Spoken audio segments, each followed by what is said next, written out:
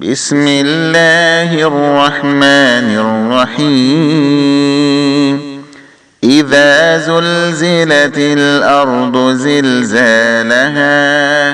وأخرجت الأرض أثقالها وقال الإنسان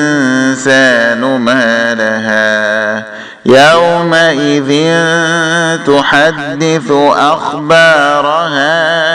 بأن ربك أوحى لها يومئذ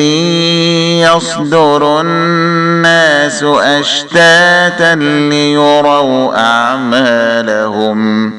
فمن يعمل مثقال ذرة خيرا يره ومن يعمل مثقال ذرة شرا